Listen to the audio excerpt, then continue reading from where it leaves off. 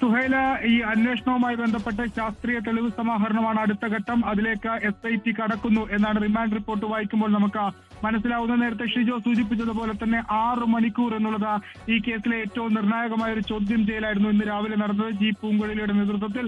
അതിന്റെ ഒരു അനന്തര ഫലമാണ് ഈ റിപ്പോർട്ട്. റിപ്പോർട്ടിൽ നമുക്ക് കാണാൻ സാധിക്കും എന്തെല്ലാം കാര്യങ്ങൾ ഇതിനോടകം തന്നെ SIT കണ്ടെത്തിയിട്ടുണ്ടെന്ന്. രാഹുൽ ഒരു ഹാബിച്വൽ ഒഫൻഡർ ആണ് എന്ന് സ്ഥിരീകരിക്കുന്നതിന് വേണ്ടിയിട്ടുള്ള തെളിവുകളൊക്കെ തന്നെ ഇതിനോടകം തന്നെ കോടതിയിൽ സമർപ്പിച്ചിട്ടുണ്ട്. ഒപ്പം ഈ 376 പ്രകാരമാണ് കേസെടുത്തിരിക്കുന്നത് ബലാത്സംഗം. അതുകൊണ്ടാണ് DNA സാമ്പിൾ പരിശോധനയ്ക്ക് എടുത്തിട്ടുള്ളത് എന്നാണ് അന്വേഷണ സംഘത്തിൽ നിന്ന് ലഭ്യമാകുന്ന വിവരം.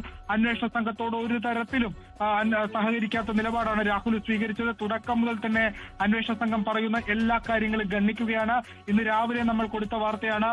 രാഹുൽ പറഞ്ഞൊരു പ്രധാനപ്പെട്ട കാര്യം ഉഭയകക്ഷി സമ്മതപ്രകാരമുള്ള ലൈംഗിക ബന്ധമാണ് ഞങ്ങൾ തമ്മിൽ നടന്നത്. പക്ഷെ അങ്ങനെയല്ല, അതിക്രൂരമായ അതിബ്രൂട്ടലായ ലൈംഗിക ബന്ധം, അല്ലെങ്കിൽ അത്തരത്തിൽ നിർബന്ധിച്ച് അവരെ മർദ്ദിച്ച്. എന്തായാലും ചോദ്യം ചെയ്യൽ കഴിഞ്ഞ് ചിരിച്ചു വന്ന രാഹുൽ മാങ്കൂട്ടത്തിൽ ആ കോൺഫിഡൻസ് ഇപ്പോൾ ഇല്ല.